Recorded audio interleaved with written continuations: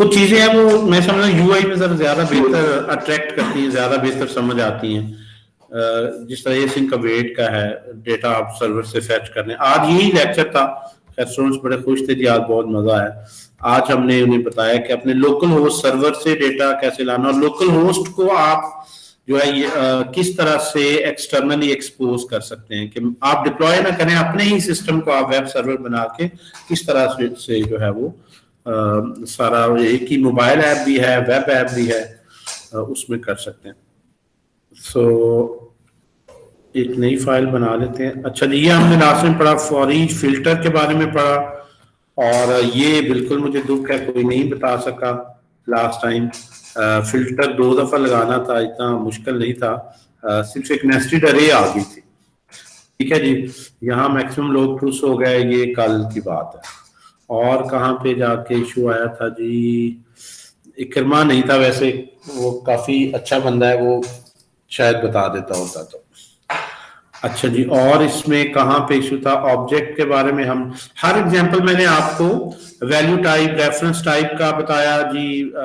हैं कौन कौन सी हैं जी वैल्यू टाइप्स, नाम क्या आपका हमजा, कौन कौन सी वैल्यू टाइप्स हमने पढ़ी थी? नंबर, बूलियन और स्ट्रिंग।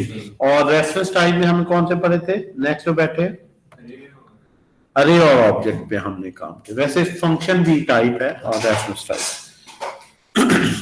अच्छा, इसमें हमने 3-4 सिंटेक्स वेरिएशन पढ़ी थी स्प्रेड ऑपरेटर में, कि आप जो है वो simply element b element copy करें, सिर्फ रेफरेंस नहीं कॉपी करें।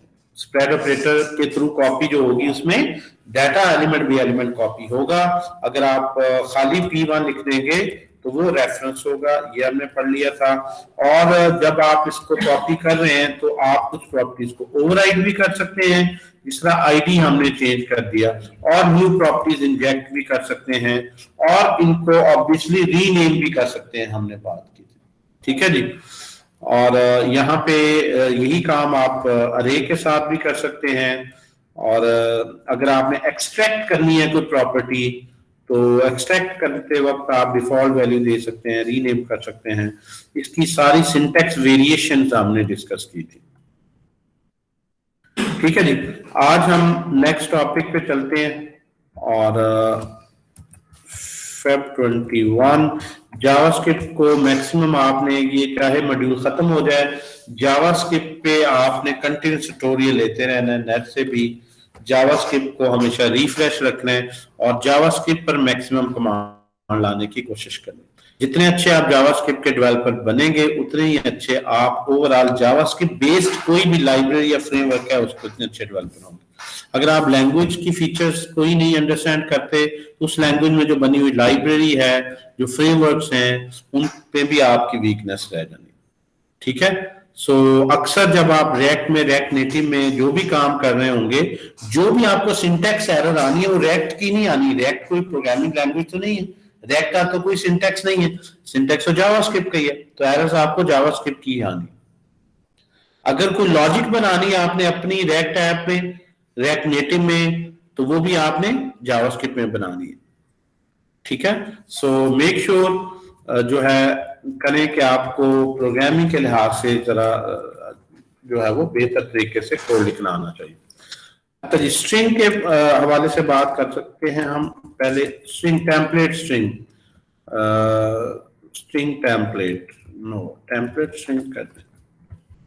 स्ट्रिंग में अगर आपने वैल्यूज कंकैटिनेट करनी है तो उसके लिए आपको बड़ा एक आसान ऑपरेटर दिया गया है। अगर आपके पास ये 10 और 20 है, लेट्स सपोज वैल्यूज दो। रिकॉर्डिंग हमने ऑन कर दी है जी, यस,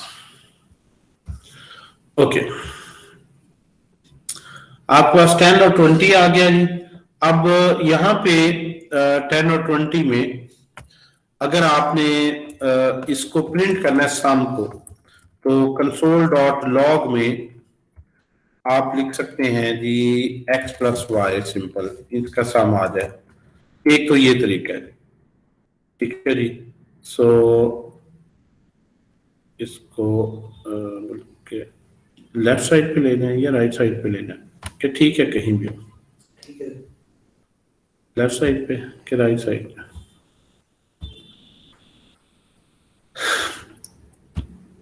चले ऐसे ही रहने देते, ये फुल स्क्रीन पे बल्कि बेहतर आ जाता। अगर आपने इसको रन करना है सो आप इसको,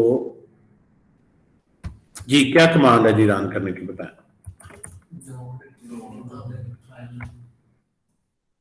मूव पैनल राइट करने जो आदतन जो है ना वो उसी तरह से जी क्या लिखेंगे जी, नोड नेम और एक्सटेंशन। ठीक है जी। अच्छा यहां पे सिर्फ एक नंबर आ रहा है, अगर आपने विद मैसेज प्रिंट करना हो सम ऑफ 10 एंड 20 इज 30, तो इसके लिए जो ट्रेडिशनल वे है वो देखते हैं और फिर स्ट्रिंग टेम्पलेट किस तरह उसको सॉल्व करता है ये देखते हैं। ठीक है जी, अगर हमने इस तरह लिखना हो सम ऑफ, उसके बाद इसको स्ट्रिंग को खत्म कर दें, फिर एक्स वेरिएबल कंकैटिनेट करें, फिर स्पेस के साथ एंड, फिर इसके साथ वाई, फिर इसके साथ इज और शुरू और एंड में स्पेस कर दें, फिर इसके साथ सम वेरिएबल, फिर लास्ट पे फुल स्टॉप और प्लस। सो इस स्टाइल में स्ट्रिंग को कंकैटिनेट करने के लिए जहां पे स्ट्रिंग में आपने कोई वेरिएबल इंसर्ट करना है आपको स्ट्रिंग एंड करनी पड़ती है। तो ये सिंपल स्ट्रिंग में चले फिर भी ठीक है, किसी कॉम्प्लेक्स स्ट्रिंग में जो है वो काफी ये जो है डिफिकल्ट हो जाता है और चांसेस होते हैं कोई ना कोई क्लास कर दे मिस, और रीडेबल नहीं इतना सिंटेक्स रहता। सबसे इंपॉर्टेंट ये कि इसको रीड करना इतना सिमेट्री नहीं रहती, बार बार स्ट्रिंग खत्म हो रही है, वेरिएबल है, फिर नई स्ट्रिंग ऐड हो रही है, काम तो इससे चल रहा है सही। यस हमने सामने किया और यहाँ पे हमने लिख दिया, चले इधर हम लिख लेते हैं लेट सम वेरिएबल जो है x प्लस वाई है, इस तरह कर लेते हैं। सो अगर आप इसे रन करते हैं तो ये आंसर आ रहा है sum of x and 10 and 20 is 30। इसी को एक लिखने का मॉडर्न सिंटेक्स दिया है ES6 ने और इसमें वो आपको कहता है जी आप इस तरह इसको लिखें, जो आपकी स्ट्रिंग है इसको स्मूथ स्टाइल से आप लिखें, एक दफा शुरू करने एक ही स्ट्रिंग में सारा लिखें, sum of x and y is value of sum dot, एक सिमेट्री में स्ट्रिंग जो है लिखी जाती है। अब स्ट्रिंग के अंदर अगर ऐसे लिखूंगा तो जारी बात है वो x और y ऐसे प्रिंट हो जाएंगे। जहां जहां वेरिएबल है स्ट्रिंग को आप खत्म नहीं करें, डॉलर और करली ब्रेसेस में उसको रैप कर दें, वो उसे बताएगा कि यहाँ पे आपने वेरिएबल जो है वो इंसर्ट कर देना, इसकी जगह ये प्ले आपने वेरिएबल लिख देना है। सो ये आपके पास एक ही कंटीन्यूअस स्ट्रिंग में आ जाता है, sum of x and y is और सम। तो अब अगर आप लिखेंगे तो ये आपके पास आ जाएगा sum of x and y is, सही आ रहा है जी। अब डबल कोट्स की बजाय यहां पे बैक टिक करैक्टर यूज होता है, ये जो करैक्टर टैब के ऊपर है ये स्ट्रिंग में instead of double quotes single quote नहीं है, ये बैक टिक है, टैब के ऊपर टिल्डा सिंबल के नीचे ही बना हुआ, बैक टिक करैक्टर से कहते हैं। ठीक है जी। सो ये अब आपके पास आ गया सम ऑफ 10 एंड 20 इज 30। सो ये एक स्ट्रिंग जो जनरेट करेगा अल्टीमेटली ये सिंटैक्स, उसमें ये जो प्लेस होल्डर हैं इनकी जगह। अच्छा यहाँ पे सिर्फ आप प्लेस होल्डर ही नहीं दे सकते, खाली सिंगल वेरिएबल एक्सप्रेशन भी लिख सकते हैं, ताकि सैम को अगर खत्म कर दें तो आप यहाँ पे डायरेक्ट x प्लस वाई यानी आप एक्सप्रेशन भी लिख सकते हैं, इसी के अंदर एम्बेड कर सकते हैं, कोई भी एक्सप्रेशन इसके अंदर लिखा जा सकता है,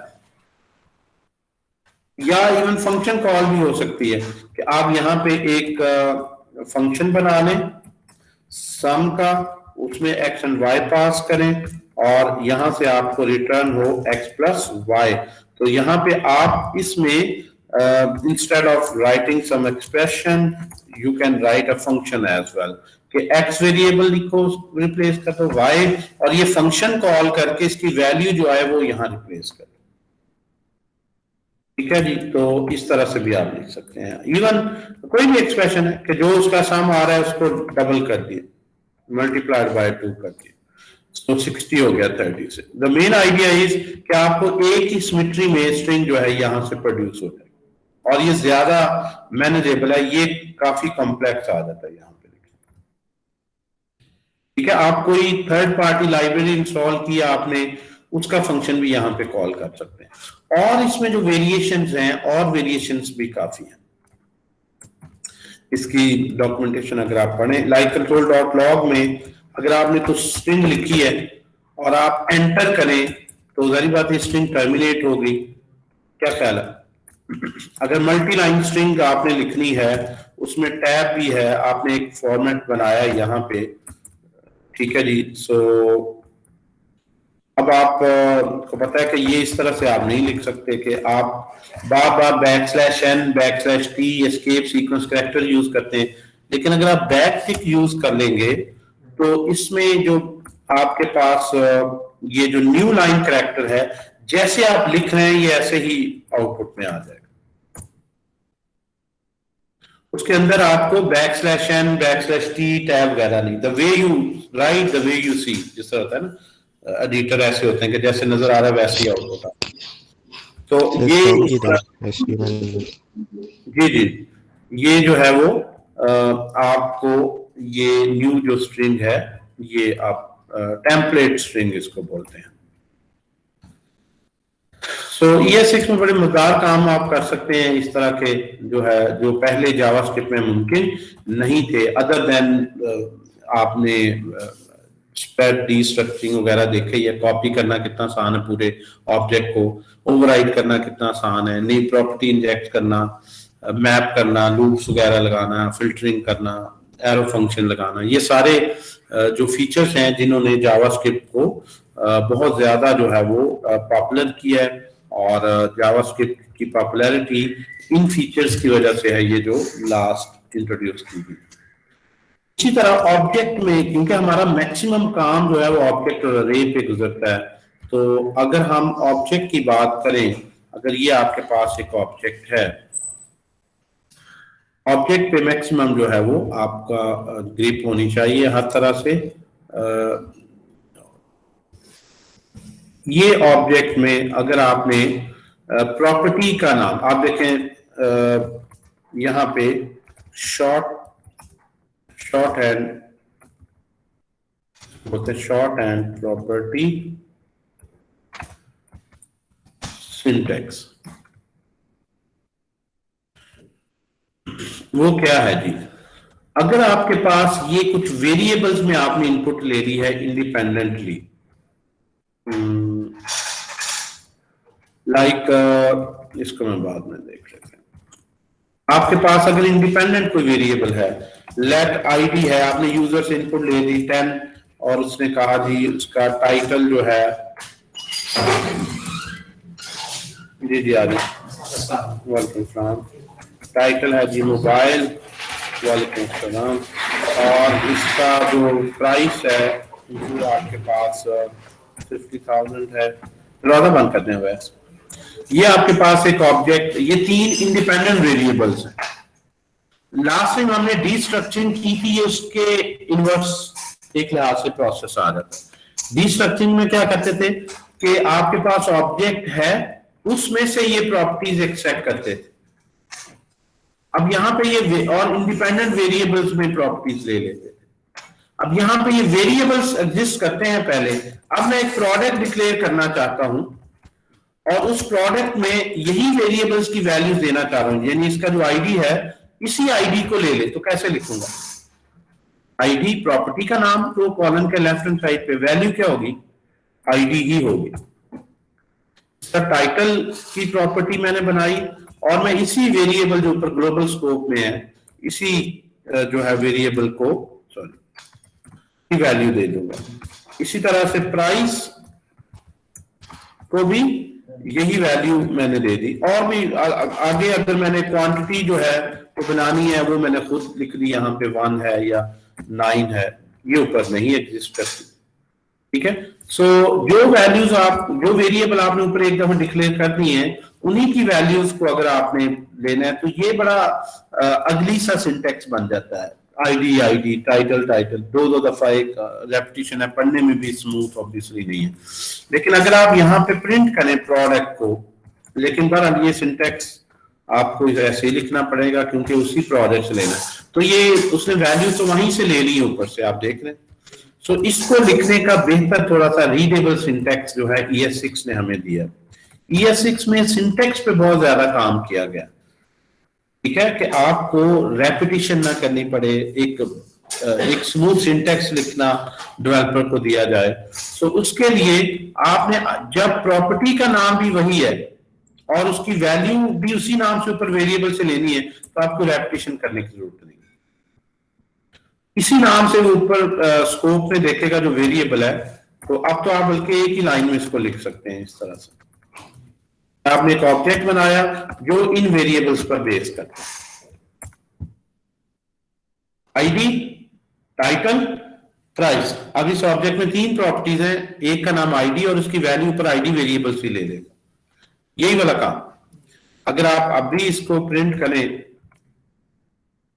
तो आप देखेंगे सेम आउटपुट आ रही। इसको हम क्या बोलते हैं, शॉर्ट हैंड बन गया ना। प्रॉपर्टी में 2, ये लॉन्ग सिंटेक्स है ना, कि आपने प्रॉपर्टी का नाम भी दिया, वैल्यू भी दी, जबकि वो एक ही थे।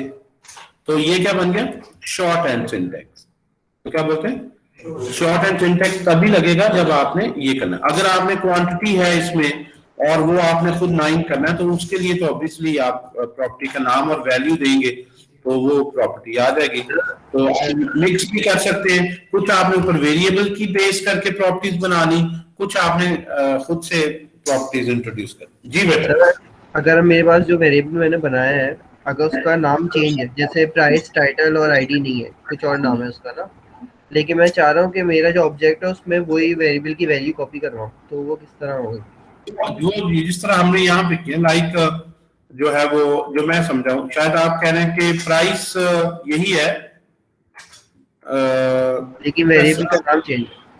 हाँ, नाम चेंज करना, फिर ऐसे नहीं होगा, फिर आपको पूरे ही लिखना पड़ेगा। लाइक मैं यहाँ पी रखना चाह रहा हूँ और ऊपर से प्राइस, फिर आपको पूरे ही लिखना, ठीक है। फिर उसमें लाइक उसमें वैल्यू वही आ गई पी, लेकिन वेल प्राइस, फिर तो आप उसी तरह से करेंगे। लेकिन ये शॉर्ट हैंड तभी है, अक्सर ये होता है कि हम जो है ना कंटेक्चुअल नेम रखते हैं वेरिएबल्स के। अगर आप एक ही पर्पस के लिए जो वेरिएबल है उसको 2-3 दफा मुख्तलिफ जगहों पर रेफर कर रहे हैं, तो 2-3 दफा मुख्तलिफ नाम है, प्राइस 1, प्राइस 2, टेक्स्ट बॉक्स से इनपुट लेने के लिए प्राइस है, जो स्टेट में रखा हुआ है वो प्राइस को मैंने और रख दिया। सो वो चीजें जरा इतनी प्रॉपर नहीं रहती। तो नाम जो है वो बड़ा इंपॉर्टेंट है, आपके कोड को रीडेबल बनाता है। नेमिंग कन्वेंशन पे ही बहुत से सॉफ्टवेयर हैं जो बेस करते हैं। तो नेमिंग कन्वेंशन के लिए बार बार सुटेबल नेम तलाश करने के बजाय आप इस तरह से क्विक सिंटेक्स लिख सकते हैं। तो ये 2 कॉन्सेप्ट हमने ES6 के पढ़े हैं, एक टेम्पलेट स्ट्रिंग जो लेट आए टेम्पलेट स्ट्रिंग का पढ़ा है, और एक हमने शॉर्ट एंड प्रॉपर्टी का सिंटेक्स पढ़ा है। अब एक ये छोटे छोटे मैंने बताया ना कॉन्सेप्ट हैं जो आपके कोड को जरा थोड़ा सा बेहतर फाइन ट्यून कर देते हैं। अब ये है कंप्यूटेड प्रॉपर्टी इंडेक्स। सबसे जो लेंथी टॉपिक है ना जो ES6 के, वही है map, filter, reduce, spread operator, destructuring, rest operator, arrow functions. ये जरा लेंथी टॉपिक है। एरो फंक्शन को लिखने के 6-7 तरीके हैं, मैप को अप्लाई करने के डिफरेंट है नेस्टेड में, स्प्रेड के मुख्तलिफ, ये बाकी छोटे छोटे कॉन्सेप्ट हैं। बाकियों में इतनी ज्यादा जाहिर बात सिर्फ प्रॉपर्टी डिक्लेयर करने के सिंटैक्स है ना, यहाँ पे सिर्फ स्ट्रिंग को डिक्लेयर करने का ही तरीका है ना, इसलिए ये शॉर्ट जो पहले आपने पढ़े हैं ना वो जरा पूरे एज अ टॉपिक है। ये छोटी छोटी चीजें हैं, यूटिलिटीज हैं, ये कह लें आप। These are small utilities to make your coding more readable and manageable. So computed property syntax जो है वो क्या है, ये भी काफी यूज होता है, इसको भी हम देख लेते हैं।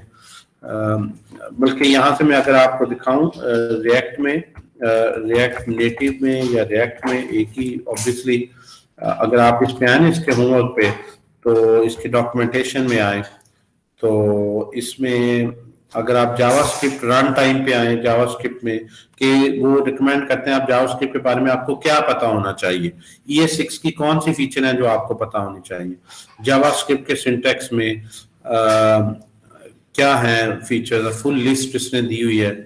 तो ये मैक्सिमम चीजें हमने यहाँ से डिस्कस की हैं। कंप्यूटर प्रॉपर्टी जिस तरह भी मैंने बताया, ऑब्जेक्ट का कंसाइज मेथड, ये भी शॉर्ट एंड नोटेशन, ये भी हमको डिस्कस कर रहे हैं। Rest parameter, template string, const let declare करना, सो चीजें जो है वो मैक्सिमम इसमें हमने डिस्कस की हैं। जो थोड़ी बहुत रह गई हैं वो अब हम साथ साथ भी डिस्कस कर सकते हैं, लेकिन अब हम वेट नहीं करेंगे, हम डायरेक्ट को शुरू कर देंगे। ठीक है, मैक्सिमम चीजें जो है वो हमने ये 6 के अलावा भी कवर की हैं। बेसिक जो लैंग्वेज की फीचर्स हैं, डाटा टाइप्स क्या हैं, ऑपरेटर्स क्या हैं, इनको भी हमने डिस्कस किया। अच्छा, कंप्यूटर प्रॉपर्टी इंडेक्स की अगर बात करें, अगर आपने एक प्रॉपर्टी डिक्लेयर करनी है, अब इसको ले आते हैं।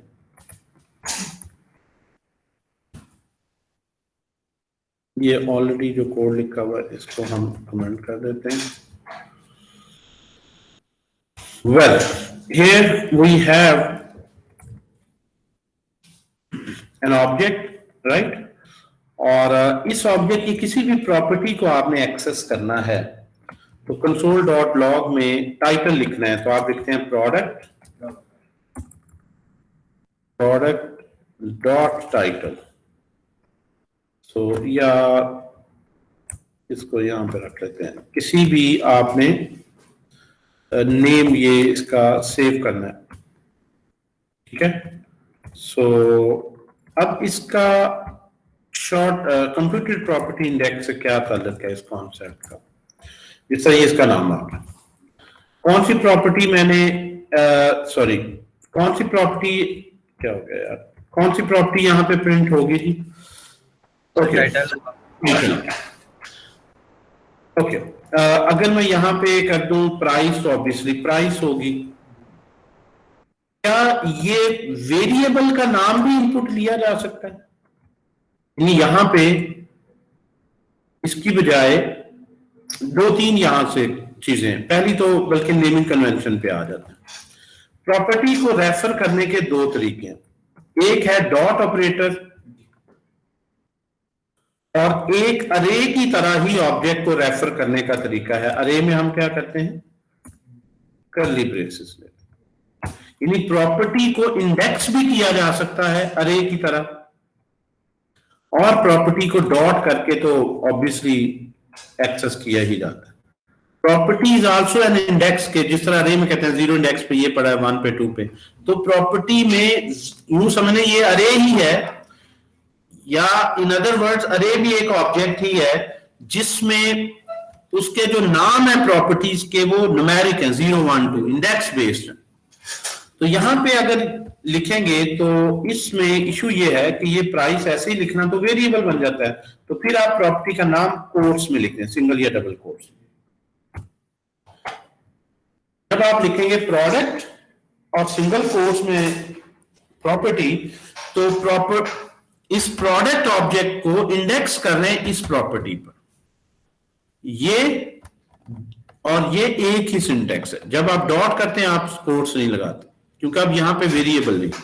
तो यहां पे अगर आप लिखें तो अब भी आप देखें प्राइस उसकी 50,000 प्रिंट हो। इस सिंटेक्स का फायदा ये है कि आप वेरिएबल में भी ले सकते हैं। लेट्स सपोज मैं कह दूं जी प्रॉपर्टी नेम मेरा एक स्ट्रिंग है, ये यहां पे वेरिएबल में भी ले सकते हैं। ये सबसे मजेदार फीचर है कि प्रॉपर्टी का नाम बेसिकली ये आइडेंटिफायर्स हैं, वैल्यू तो ले सकते हैं, ये तो हमें पता है, लेकिन क्या ये वेरिएबल नेम या आइडेंटिफायर भी इनपुट ले सकते हैं? यस।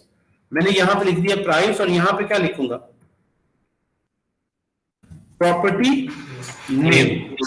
अब ये एज अ वेरिएबल में रेफर कर रहा हूं, कांस्टेंट लिटरल भी ले सकते हैं या उसको एक वेरिएबल में सेव करके के प्रोडक्ट को इंडेक्स करो प्रॉपर्टी नेम पे, इसके अंदर जो स्ट्रिंग पड़ी है उस पे इंडेक्स हो जाएगा।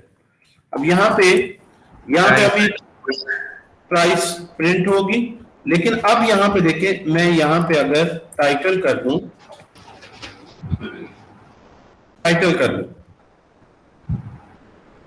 तो वही सिंटेक्स टाइटल प्रिंट कर,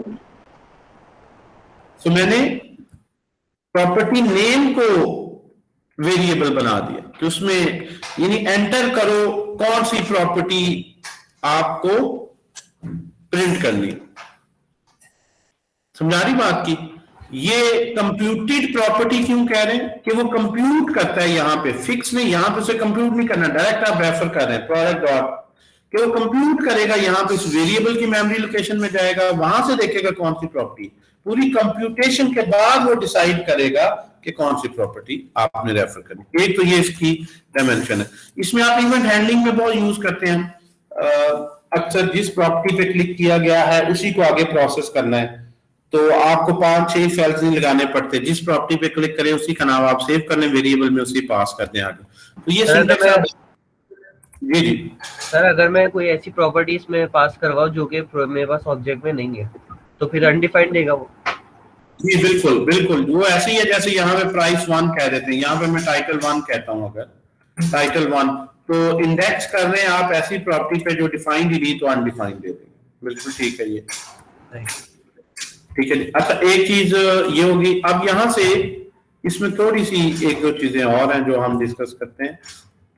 कंप्यूटर प्रॉपर्टी इंडेक्स में आप प्रॉपर्टी के नेम जो अभी आपने रखे हैं ना अभी तक, वो आप लोगों ने एक पता नाम में स्पेस नहीं आती, और नाम अल्फाबेट्स पे रखे, ये अल्फा न्यूमेरिक है। लाइक यहां पे मैं नाम ये नहीं रख सकता प्रोडक्ट टाइटल, रख सकता हूं? नहीं रख सकता। जाहिर बात, अगर मैं इसको इंडेक्स करूंगा तो ये तो नहीं लिखूंगा product dot product space title, ऐसे सिंटैक्स तो वो अलाउ नहीं करेगा। स्क्वायर ब्रैकेट लगा सकता हूं ना, अगर स्क्वायर ब्रैकेट लगाऊं। अगर हमने इस तरह से नाम रखना है तो ये अलाउ जावास्क्रिप्ट में किया है, सिंगल कोट्स आप यूज करें, उसको बताएं कि ये सारा एक नाम, ये सारा एक नाम। तो यहां पे फिर कैसे करेंगे? चलें जी, डिक्लेयर करने का तो मसला हल हो गया। एक्सेस कैसे करेंगे?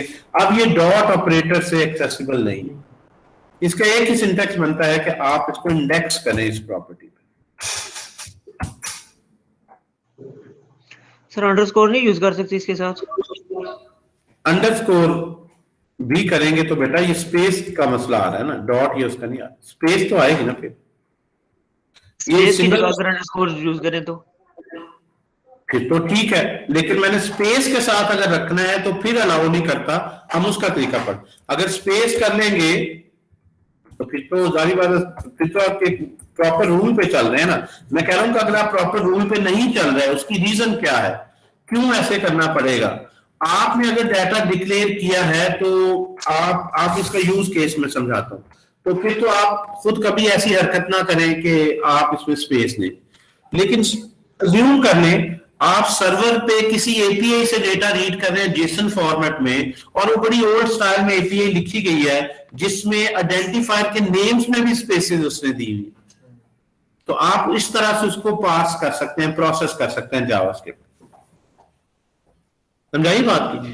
तो ये हमें वहां पे जरूरत पड़ती है कि आपने किसी सर्वर से डेटा डाउनलोड किया है जेसन फॉर्मेट में, और उसने जो कीज रखी हुई है ऑब्जेक्ट की, जो प्रॉपर्टीज के नेम थे वो स्पेस पे थे, वहां आपका सॉफ्टवेयर ब्रेक हो जाए। फिर आप सोचेंगे यार नाम में स्पेस का मैं क्या हल करूंगा? ठीक है, तो आपके पास तो कोड नहीं, आप अंडरस्कोर कर ले, वो तो सर्वर पे एपीआई है, किसी और सर्वर से आप डेटा रीड कर रहे हैं, तो आपको उस एपीआई को प्रोसेस करना मैं बता रहा हूं कैसे करें। ठीक है, हम तो जब भी नाम रखे हम तो ऐसी हरकत आमतौर पे नहीं करते, अंडरस्कोर यूज कर लेते हैं, या अंडरस्कोर की बजाय हम ज्यादा जो है कैमल केस नोटेशन यूज करेंगे कि दूसरा जो वर्ड है उसका पहला कैपिटल करते हैं, ये यूज करेंगे कैमल।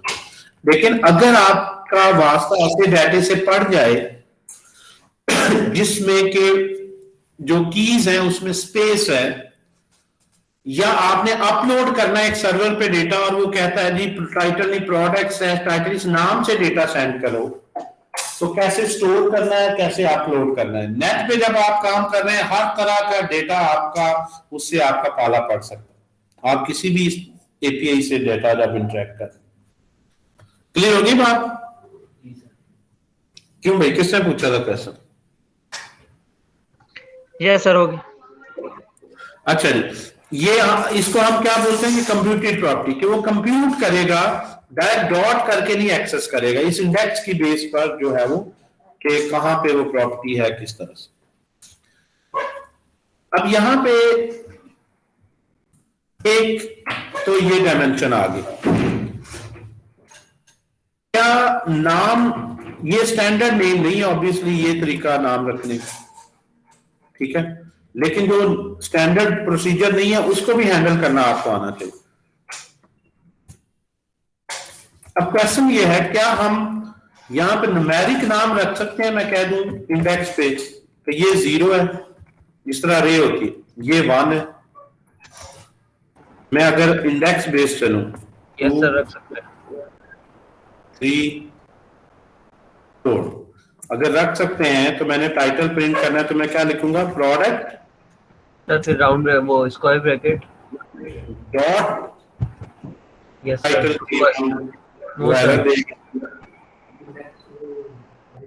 क्या करेंगे जी यहाँ पे इंडेक्स में 1।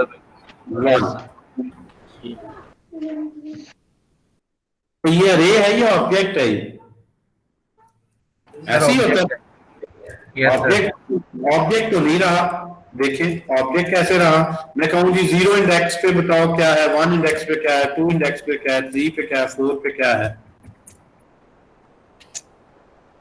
तो जब डेटा टाइप्स का मैं टॉपिक पढ़ा रहा था ना, तो उस वक्त हमने देखा था कि जब हम देखते हैं ना अरे की टाइप, तो अरे की टाइप भी ऑब्जेक्ट आया था, और यहाँ पे किसी स्टूडेंट ने पूछा सर ये क्यों आ रहा है, इसकी डेटा टाइप अरे क्यों नहीं है जावास्क्रिप्ट में?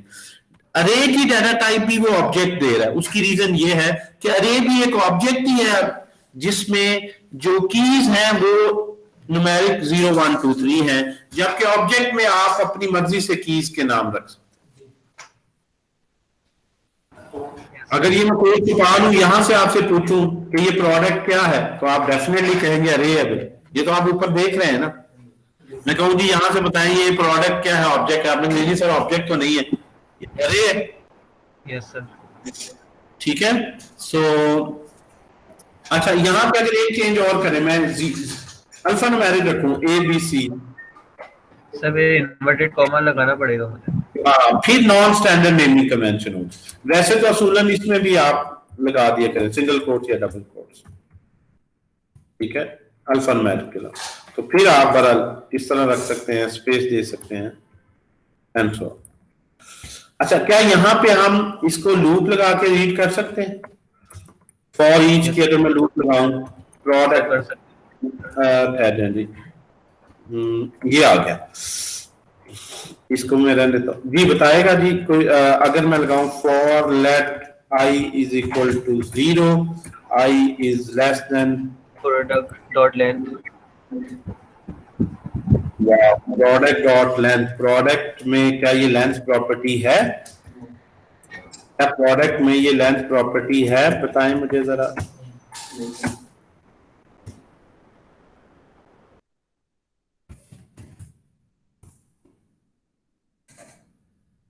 एक दफा भी नहीं चलाया उसने। लेंथ तो उसकी क्या है? अगर लेंथ ही हम पहले प्रिंट कर लें कि प्रोडक्ट सही ऑब्जेक्ट है। लेंथ, तो लेंथ प्रॉपर्टी उसमें वो कह रहा है अनडिफाइंड है भाई, तो 0 से लेकर अनडिफाइंड तक वो लूप चलेगी। तो कैसे लूप लगाएंगे? आप कहना लगा सकते हैं, कैसे लगाएंगे? एक तो तरीका ये ना, आप लेंथ को हार्ड कोडेड पहले जरा करके देखते हैं। कितनी है जी? Less than equal to 5, less than 5 ना, 0 से 4 तक आप चल जाएगा। आपको आप देख चुके हैं नीचे कि आपको चल जाएगा। लेंथ अनडिफाइंड,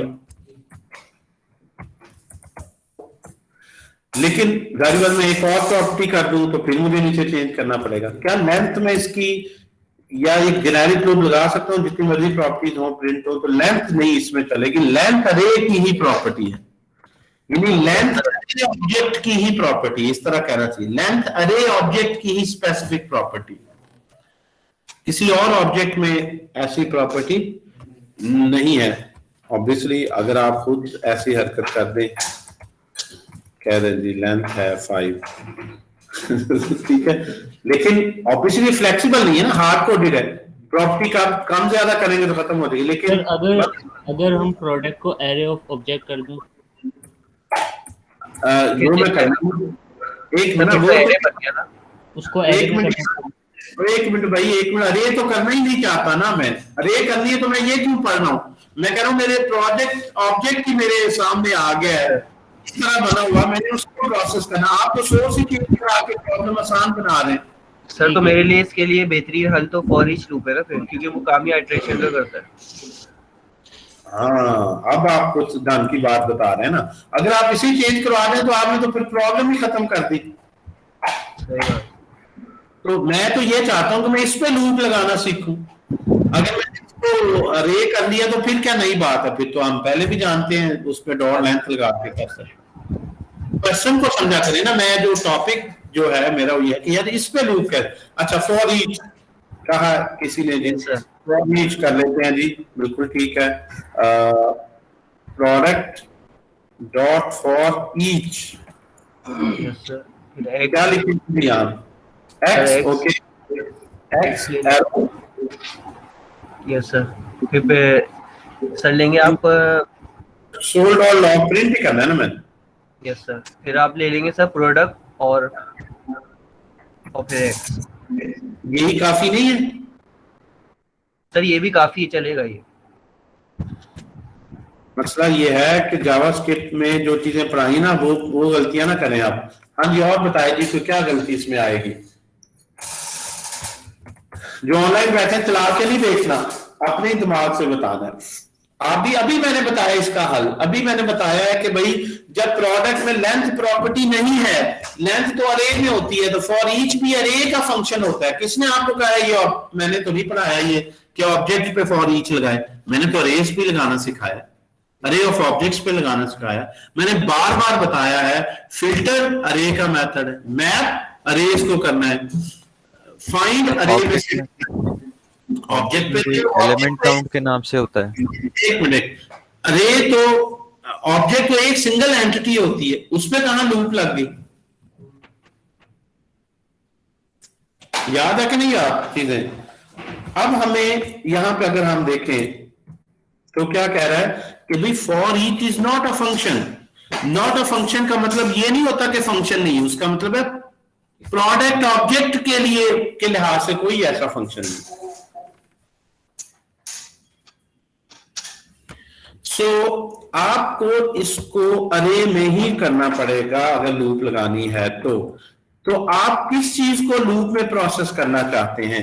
वैल्यूज को प्रिंट करना चाहते हैं या इसके कीज को प्रिंट करना चाहते हैं? 0 1 2 3 4 प्रिंट करना चाहते हैं या वैल्यूज प्रिंट करना चाहते हैं? बताएं।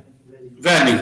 तो आपके पास एक ऑब्जेक्ट के नाम से, प्रोडक्ट पे नहीं फॉर ईच लगाएंगे, ऑब्जेक्ट एक बिल्ट इन एक क्लास है, इंस्टेंस है, उसका नाम है ऑब्जेक्ट, कैपिटल ओ से। डॉट वैल्यूज करेंगे अगर, और इसके अंदर जो ऑब्जेक्ट लिखेंगे ये इसकी सारी वैल्यूज को अरे फॉर्म में रिटर्न करेगा। यानी यहां से जो अरे आएगी, पहले मैं इसको आपको बता देता हूं। इसको अगर आप प्रिंट करें कंसोल डॉट लॉग में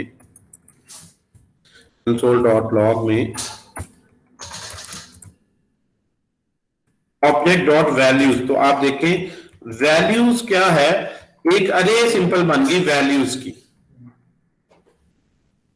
जब भी अरे बन गई तो इसका मैं इसको यहां से उठाऊं तो मैं यहां पे ऑब्जेक्ट पे लूप लगाने के बजाय उससे वैल्यूज की अरे एक्सट्रैक्ट कर लूं तो अरे पे लूप लगे, object dot values of product and then for each value आगे मैं प्रिंट करूं जो मर्जी उस पे प्रोसेस करूं। इसी तरह से ऑब्जेक्ट की अगर सिर्फ कीज लेनी हो तो ऑब्जेक्ट डॉट कीज भी है, कीज में भी एक अरे आ जाए। ये वैल्यूज हैं और ये प्रॉपर्टी नेम्स हैं, और ये हर एक प्रॉपर्टी यहां पे 1 by 1 प्रोसेस हो। What the point? तो आपको ये याद रखें, डाटा टाइप की सेंस अपने अंदर लाएं कि ये फॉर ईच का जो फंक्शन है मैंने कैसे कॉल करना है। क्या मैं ऑब्जेक्ट के साथ कॉल कर सकता हूं? अरे के साथ कॉल कर सकता हूँ, किसके साथ, लेकिन मेरे पास ऑब्जेक्ट है, लेकिन मैं उसकी सारी वैल्यूज की कलेक्शन चाहता पे आइटरेट करवाना चाहता हूं, तो समहाउ उसको किसी अरे में पहले तो मेथड वो दे दे ताकि उस अरे के मेथड को मैं यूज कर सकूं। तो यहां भी अब हम लूप लगा सकते हैं ना, यहां पे हम क्या लिख सकते थे, object dot values dot length, ये जो वैल्यूज आए, ये जो अगर आपने लेंथ देखनी है तो वैल्यूज डॉट लेंथ, या कीज डॉट लेंथ, जितनी वैल्यू उतनी कीज ही है ना, लेकिन ये नहीं करेंगे प्रोडक्ट डॉट लेंथ, अरे की लेंथ प्रॉपर्टी है। सो ये आपके पास वैसे तो एक और ये इससे अलहदा आ जाता है कंप्यूटर प्रॉपर्टी इंडेक्स से टॉपिक जो हमने पढ़ा है कि ऑब्जेक्ट को आइटरेट करना, how to iterate an object, ये एक नया टॉपिक, एक ऑब्जेक्ट को आइटरेट करना, लूप में प्रोसेस करना। तो you can iterate an object based on it's values only और बेस्ड ऑन कीज ओनली, दोनों आ गई तो दोनों को भी कंबाइन करके कर सकते। इससे आप ये भी देख सकते हैं, मुझे बताएं कि अगर आपने ये, इसकी हमें बड़ी जरूरत पड़ती है बार बार, मैं आपको एक दो और एग्जांपल बताता हूं जिसमें जरूरत पड़ती है। मैं कहूं अगर अरे इस वक्त अरे में कितने एलिमेंट्स हैं जी, कोई एलिमेंट नहीं है इस वक्त, कितने हैं 3। अगर मैं नीचे देखना चाहूँ अरे एम्प्टी है या नहीं, अक्सर हमें डाउनलोड करने के लिए अरे का फंक्शन कॉल किया, डाटा नहीं अवेलेबल तो एम्प्टी अरे आ गई, एम्प्टी है या नहीं कैसे चेक कर सकते हैं। मैं चाहता हूं अगर अरे में कोई एलिमेंट नहीं है तो ये पैसे प्रिंट करूं, अरे इज एम्प्टी, अदरवाइज मैं लिख दूं अरे हैज एलिमेंट। ये एक मिनट ये एक इसको अलग ये टॉपिक है, ये टॉपिक आप छोटे छोटे हैं लेकिन ये बहुत इंपॉर्टेंट है, आपको बार बार ये है how to test an empty array and object, ये दोनों चीजें चेक। हाँ जी बताएं जी, यहां से चेक करना है, यहाँ क्या कंडीशन लगाऊंगा, ये तो बड़ा array dot length array dot length is not equal to 0. Length is not equal to शाबाश is not equal to 0। 0. अगर 0 नहीं है, बल्कि यहाँ पहले एम्प्टी लिखा है, अगर अरे की लेंथ बेस पे आप बताएंगे, डायरेक्ट अरे को नहीं चेक करेंगे अरे 0 है कि नहीं, अरे थोड़ी 0 होनी, लेंथ उसकी रिटर्न होगी। तो इस वक्त अरे है सम एलिमेंट, और मैंने यहाँ पे इसको ऐसे कर दिया अरे इज एम्प्टी। अच्छा अगर मैं ऐसे लिख दूं एक्सीडेंटली, मैं नया प्रोग्रामर हूं, मुझे लगा नहीं यार अरे कोई देख लूं 0 है कि नहीं, आप मुझे बताएंगे कि क्या आउटपुट आएगी और क्यों आएगी। सर एरर तो नहीं आएगी, ये कंडीशन ट्रू होगी फॉल्स होगी, सर ये फॉल्स होगी, फॉल्स होगी ये कंडीशन फॉल्स होगी, क्योंकि सर एरे मेरे पास, अगर मैं एरे में कोई वैल्यू पास नहीं करूँ तो बाय डिफॉल्ट ट्रू होता है, लेकिन 0 मेरे पास जो इंडिकेट करता है वो फॉल्स को करता है। हाँ यही तो बात है ना, ये जो गलत एक्सप्लेनेशन देते हैं ना अच्छे बच्चे भी, देखिए इस एक्सप्लेनेशन से आप किसी इंटरव्यू में जॉब नहीं हासिल कर सकते, बेशक आप सही कह रहे हो, ये बताना जी ट्रू है या फॉल्स है ये और स्किल है, ये मेरिट पे उसका जवाब देना क्यों ट्रू है। अब आपने सही बताया लेकिन आपने बिल्कुल गलत उसकी एक्सप्लेनेशन दी है। ये बड़ा जरूरी है कि आप जो बता रहे हैं वो टेक्निकली करेक्ट एक्सप्लेन कर रहे हो, ये ना हो कि बात मशरक की वजह से ट्रू हो रही है, आप उसकी रीजन मगरिब से दे रहे हो, आप कहें हो तो है तो यही ना, क्योंकि ऐसी फिर लॉजिक सम टाइम चलेगी सम टाइम नहीं। सो अरे में अगर कुछ ना दें तो ट्रू होता है फॉल्स होता है, ऐसा तो किसी ने ना कहीं पढ़ा है ना सुना है, ऐसा तो कोई नहीं है कि अरे में कुछ ना हो तो ट्रू फॉल्स की सेंस अरे में कैसे आ सकती है यार। ट्रू फॉल्स की हमने सेंस ये पढ़ी थी कि कोई अगर 0 है तो ट्रू है, एम्प्टी स्ट्रिंग है फॉल्स है, एम्प्टी स्ट्रिंग है तो फॉल्स है, या फॉल्स लिखा हो तो फॉल्स है। यही पढ़े थे ना हमने। ये तो नहीं पढ़ा था कि अरे में अगर एम्प्टी अरे हो तो ये ट्रू फॉल्स होती है, ऐसा कुछ नहीं पढ़ा। अरे तो रेफरेंस टाइप है, प्रिमिटिव्स में ट्रू फॉल्स की सेंस है डिफॉल्ट। यहां पे मुझे बताइए कंडीशन ट्रू होगी फॉल्स होगी तो क्यों होगी? ये ज्यादा क्यों का आंसर मेरिट पे देना जरूरी है। तो उसके लिए मैं देखूंगा मैं किसको किससे कंपेयर कर रहा हूं, यही देखूंगा ना ट्रू इक्वल है या नहीं। तो मैं एक नंबर को जो कि नंबर बेसिक प्रिमिटिव है एक मेमोरी रेफरेंस से कंपेयर कर रहा हूं। अरे ये क्या है? रेफरेंस है ना, मेमोरी रेफरेंस है या नहीं? बोले ट्रू फॉल्स में कहां जा रहा? अरे क्या है? जब अरे का नाम लिखो तो इसका अंदर वो उसका रेफरेंस है, मेमोरी रेफरेंस है। तो मेमोरी रेफरेंस को मैं एक कांस्टेंट नंबर से कंपेयर कर रहा हूं। पहली बात ये सेंस नहीं बनाती चीज, तो obviously that's why they are not बोले इक्वल है कि नहीं। यू नो कि ये मेमोरी रेफरेंस 0 है। क्या ये 0 मेमोरी रेफरेंस पे पड़ी होगी? रैम के 0 सेक्टर पे होगी? अगर मतलब देखे ना, ये इसलिए फॉल्स होगी। तो फॉल्स होगी तो बेशक ये खाली है तो वो एल्स पार्ट में आएगा, फिर क्या कह देगा? इट हैज सम एलिमेंट्स, लेकिन उसमें एलिमेंट तो नहीं है, उसमें एलिमेंट तो नहीं है। तो आप बेसिकली यहां पे जो कंडीशन कर रहे हैं, चाहे इसमें एलिमेंट हो चाहे ना हो, कंडीशन जो है ये ऑलवेज फॉल्स है।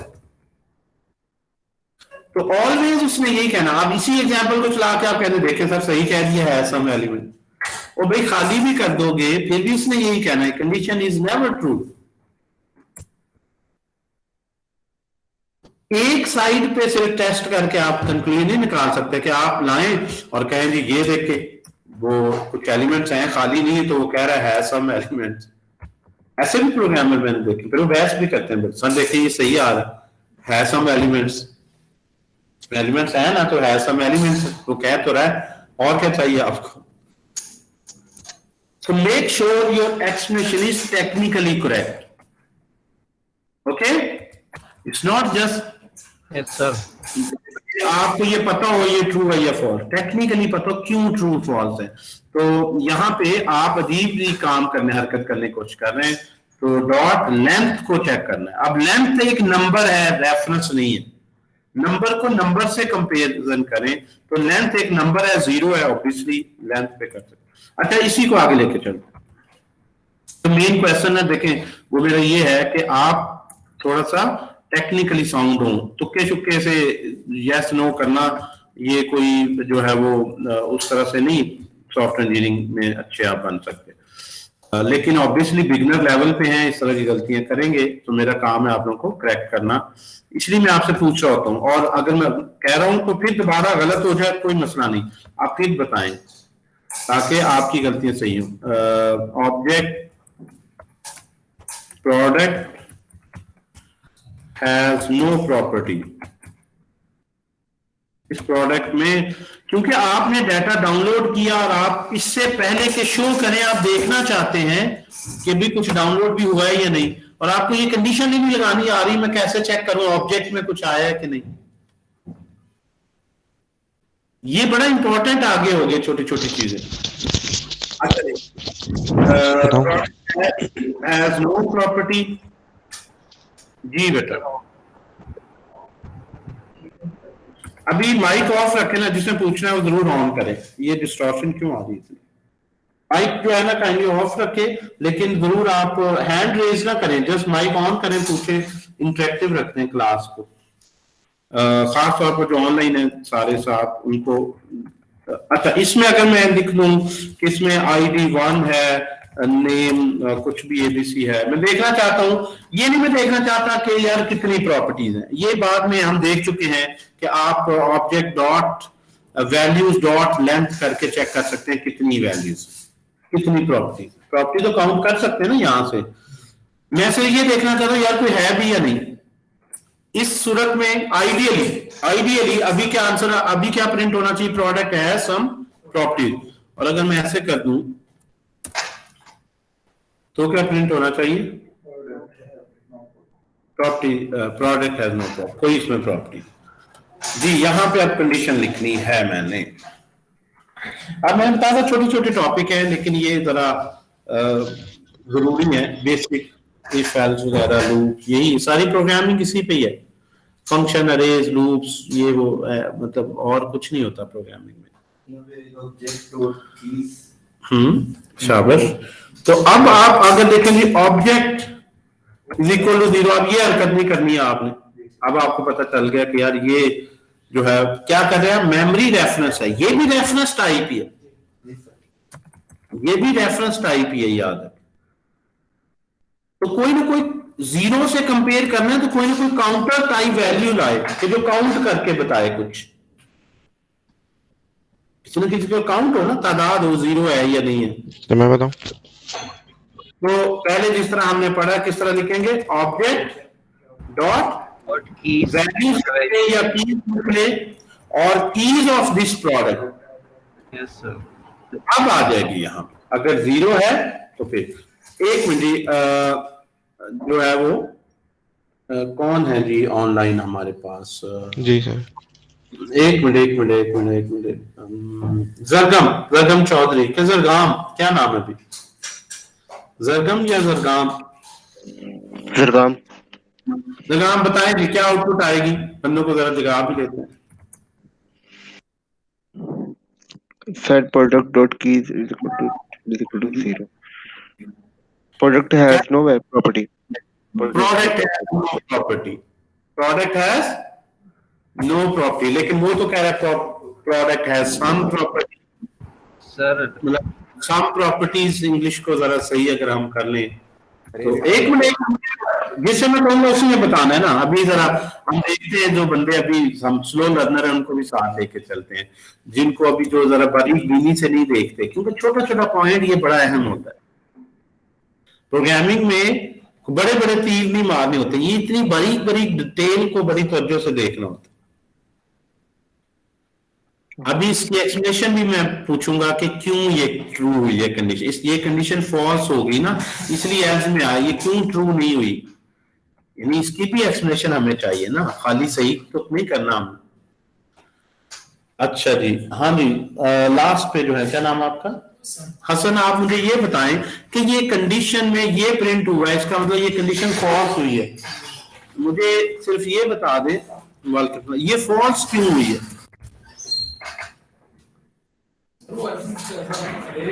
नहीं यार, आप तो श्योर से होना चाहिए, why you think you should be.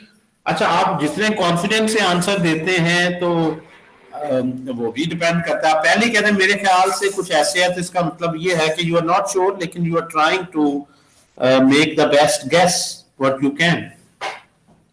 लेकिन इसमें कोई ऐसी बात नहीं, अभी जो मैंने पढ़ाया उसी में ही आंसर है यार।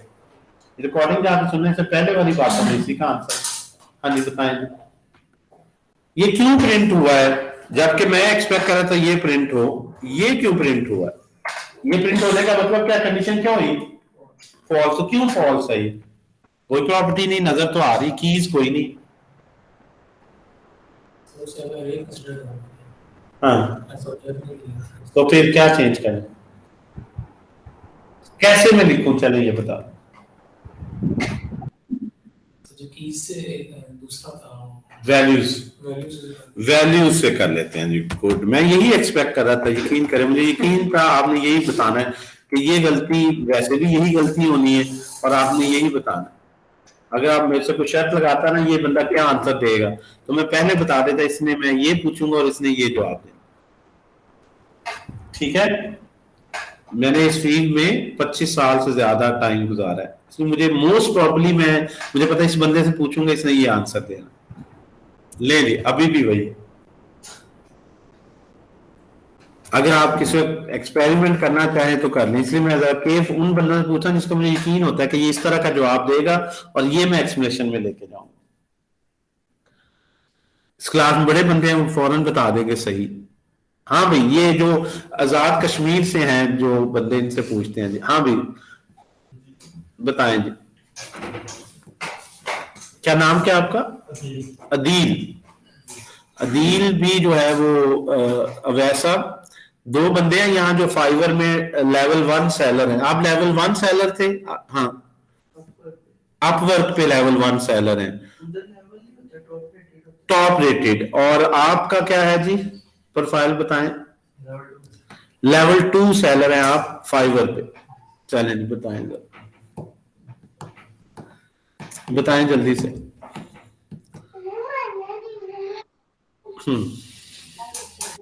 तो बच्चे भी कह रहे हैं बता दो यार। यार आसान सी बात है, अभी बताइए क्या हो गया, इतना सस्पेंस क्यों क्रिएट कर दिया? सर मैं बताऊं?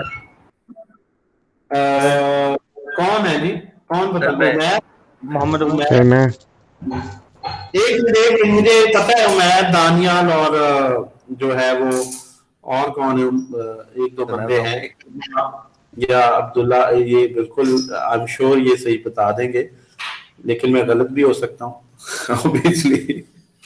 हाँ जी यार, अभी मैंने बताया, अभी वही रीजन दोबारा आपने बतानी। सर चले अब्दुल्ला से पूछते हैं। हाँ जी अब्दुल्ला बताओ। सर पहले तो कंट्रोल Z कर लें और कीज के ऊपर आ जाएं और डॉट लेंथ कर दें इसके आगे। हाँ इतनी सी बात है यार, अभी मैंने बताया, ऐसे ही आप लोगों ने शायद मेरी बात से डर गए। डॉट लेंथ कर लें भाई, क्योंकि अभी भी आप वही काम से भी तो हो ही जाता सर। कंट्रोल जी करने की जरूरत नहीं थी।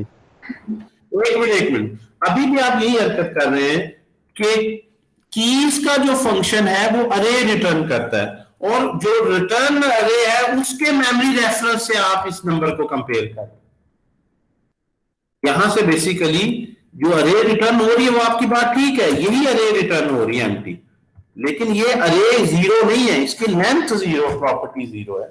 ये अरे खुद तो बेस रेफरेंस है, मेमोरी रेफरेंस, कि अरे जो रिटर्न अरे है वो बेशक एम्प्टी अरे है, लेकिन उसका मेमोरी रेफरेंस तो जीरो नहीं आप कह सकते ना।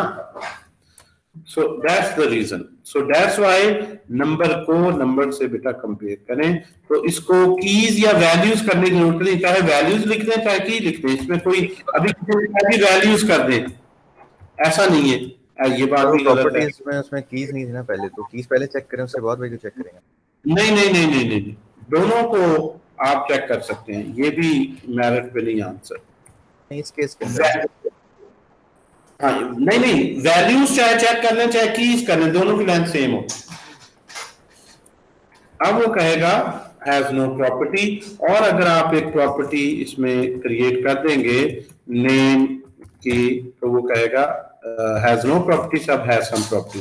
सुनाओ इट्स वर्किंग फाइन, ठीक है जी। Yes sir. ये होगी बात। सो एम्प्टी ऑब्जेक्ट को चेक करना भी काफी टिपिकल है, एम्प्टी ऑब्जेक्ट को चेक करना। इस सिंटेक्स को थोड़ा सा अगर हम शॉर्ट करके लिखना चाहें, थोड़ा सा शॉर्ट करके लिखना चाहें, हैज नो प्रॉपर्टी, या इसको थोड़ा सा शॉर्ट करना चाहूं मैं, कंडीशन को कैसे कर सकता हूं, थोड़ा सा बेहतर लगवा दें, इक्वल टू 0 में खत्म करना चाहूं, ठीक है। टर्नरी ऑपरेटर का यूज कर लेंगे। टर्नरी में तो तुम और लेंथी चले गए हो, वो तो और लेंथी चले गए, इक्वल टू 0, तो फिर जो है वो इसको कर ट्रू, अदरवाइज फॉल, आपने शॉर्ट करने के लिए और लेंथी बना दिए, शॉर्ट करना मैं चाह रहा हूँ उसको लेंथ थोड़ा सा जी, लेंथ पे छोड़ देंगे उसको, ये इक्वल टू 0 लेंथ पे छोड़ेंगे तो फिर क्या होगा, शॉर्ट हो गया, शॉर्ट तो हो गया, लेकिन क्या ये करेक्ट है?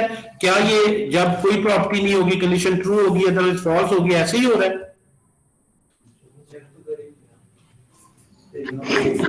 ऑब्जेक्ट वैल्यू से रिमूव कर दें। क्या करें दानिया? अगर सिर्फ प्रोडक्ट डॉट लेंथ कर लें, ये फिर उसी गलती में आ गई यार, फिर मुझे उसी चक्कर में ले जा रहे हो, सो रहे हो आप। पहले मैंने ये बता चुका हूं और ये हम देख चुके हैं, ये अनडिफाइंड और लेंथ है, कि इसमें लेंथ प्रॉपर्टी कहां से आ गई, ये कोई ऑब्जेक्ट एरे तो नहीं, यहां से तो शुरू हुए थे दानिया, फिर हम वापस उसी चक्कर में आ गए। लेंथ तो उसकी अनडिफाइंड है, वो कहेगा length is not a property of undefined. मैं नहीं हूँ सर, ये वो अब्दुल बासित। ये तो इसको शॉर्ट करना है, गलत नहीं करना। ये तो हम ये सही है ना कि लेंथ 0 होगी तो वो फॉल्स रिटर्न करेगा। माइक ऑफ रखन, 3-4 बंदों का साइमल्टेनियसली ऑन है, वो थोड़ी सी देखें। ये चीज तो हम पहले देख चुके हैं। मैं चाह रहा हूं कि डाटा टाइप्स की सेंस, टाइप सिस्टम की सेंस जिस बंदे में है ना, मैंने थ्रू लाइफ में देखा वही प्रोग्रामर। हाँ, सबसे आसान टॉपिक स्टूडेंट कौन सा समझा जी? Data types. जिस बंदे में टाइप की सेंस है ना, सही मैं समझता हूँ सिर्फ जिसके मेमोरी के कॉन्सेप्ट अच्छे हैं ना, लॉजिक बिल्डिंग से ज्यादा मेमोरी किस तरह से ऑपरेट कर रही है कि ये रेफरेंस यहाँ पे मुराद है, मैंने देखा थ्रू आउट लाइफ में वही अच्छा प्रोग्रामर। मेमोरी मैनेजमेंट को सबसे पहले रिमूव किया गया जब जावा लैंग्वेज इंट्रोड्यूस हुई। C++ से क्यों लोग भागते हैं कि पॉइंटर को मैनिपुलेट करना मुश्किल, और पॉइंटर क्या है? Direct memory access. मैंने देखा कि टाइप सिस्टम जो है ना, ये इस पे लोग बड़ा कंफ्यूज होते कि मेमोरी रेफरेंस को नंबर से कंपेयर, मिनिमल दोनों चीजों में what actually I am writing, आपको ये पता होना चाहिए मैं क्या लिख रहा हूं यहां, और है क्या सिर्फ या वैल्यू टाइप है या रेफरेंस टाइप, कोई ज्यादा चीजें नहीं। ऑब्जेक्ट की टाइप की प्रॉपर्टीज और हैं, अरे टाइप की प्रॉपर्टीज और हैं, अरे में लेंथ वगैरह होती है, ऑब्जेक्ट में नहीं। टाइप सिस्टम को अंडरस्टैंड करना, पूरी क्लास ऑब्जेक्ट ओरिएंटेड प्रोग्रामिंग क्या है? Type system. क्या ऑब्जेक्ट क्या है? आपने यूजर डिफाइंड डेटा टाइप है, टाइप्स बनानी है। पूरी प्रोग्रामिंग टाइप सिस्टम के अराउंड घूमती है। हालांकि आप कहते हैं जी जावास्क्रिप्ट में तो डाटा टाइप्स नहीं है, वो तो सिर्फ लेट ही लिख रहे हैं, ऐसा नहीं है। टाइप पे ही सारा कॉन्सेप्ट, जिस टाइप का बंदा है उस टाइप की डीलिंग होनी चाहिए। Type system is very important, और टाइप्स इसमें है बेचारी थोड़ी सी, नंबर, बूलियन, स्ट्रिंग, अरे, ऑब्जेक्ट। अच्छा जी, शॉर्ट यार हाथ होगी, इस पे नहीं पता लग रहा हमें क्या लिखना है, कहां चले गए लाइक बंदे सारे। हाँ जी, लिखवाए जी, कर दीजिए। इकरमा किधर है? अक्रिमा, इकरमा क्या नाम है यार? अक्रमा जी सर। बताओ यार कैसे लिखेंगे? सर ये अभी तो अगर फॉर एग्जांपल हमारा जो प्रोडक्ट है वो एम्प्टी है तो ये 0 रिटर्न करेगा, और 0 फॉल्स होता है।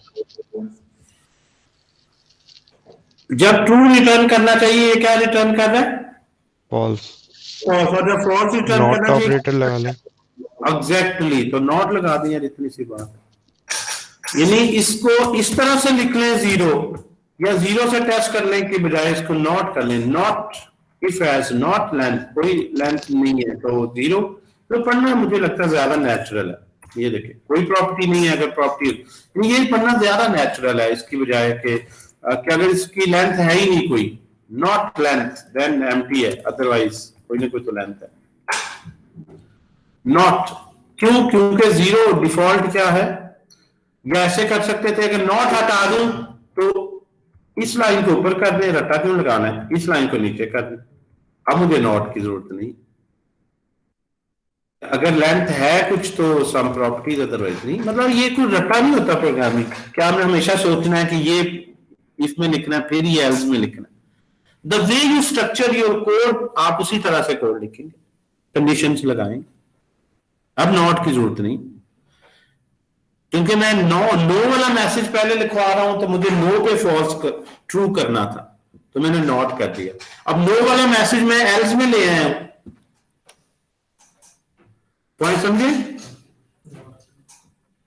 पहले मैं नो वाला मैसेज लिखवा रहा था ना ट्रू होने पे, तो मुझे नॉट ऑपरेटर लगाना पड़ा। पहले मॉड्यूल में मेरा सिर्फ मकसद आपको लॉजिक बिल्डिंग में हेल्प करना, कि प्रोग्रामिंग की फंडामेंटल्स आपकी अच्छी हो, लॉजिक बिल्डिंग आए, थोड़ा सा यानी रटलाइजेशन में ना जाए।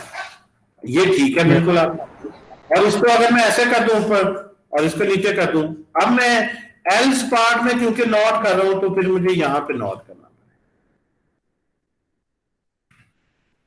तो प्रोग्रामिंग में ये याद नहीं रख सकते आप जी नॉट क्या होता है, आपको प्रॉपर चीजें समझनी पड़ेंगी कि नहीं जी। मतलब बात सुनना वो ऐसे ही रख लेते हैं, अच्छा जी लेंथ जब ऑब्जेक्ट करें तो नॉट करना होता है, 0 ना करें तो, ऐसे नहीं है।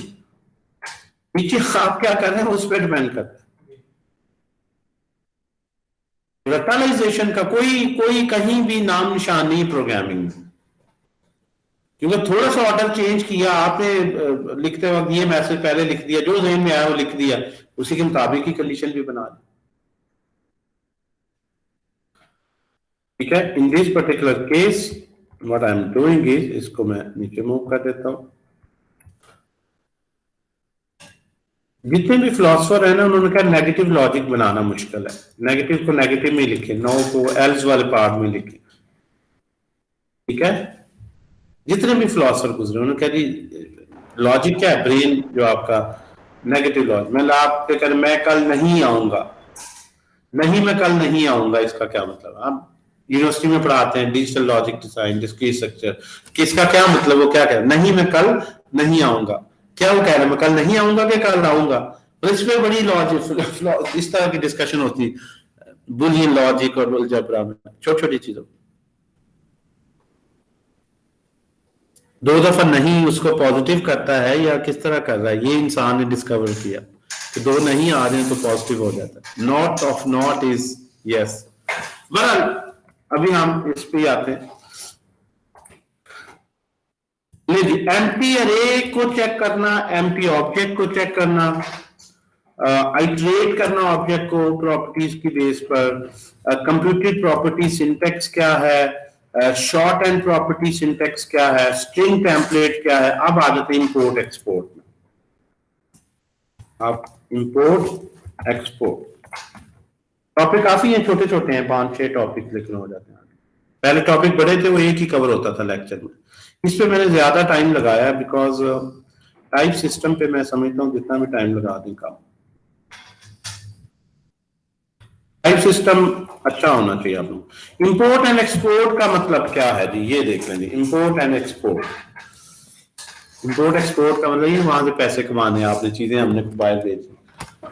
लेकिन करीब करीब ही इसका मतलब है इस सेंस में। अगर आपने तो यहाँ पे हमने नीचे ये एक काम लिखा था, इसी को मैं जरा दोबारा ले आता हूँ, कंट्रोल सी, और शुरू में ये कोड हमने पहले लिखा है।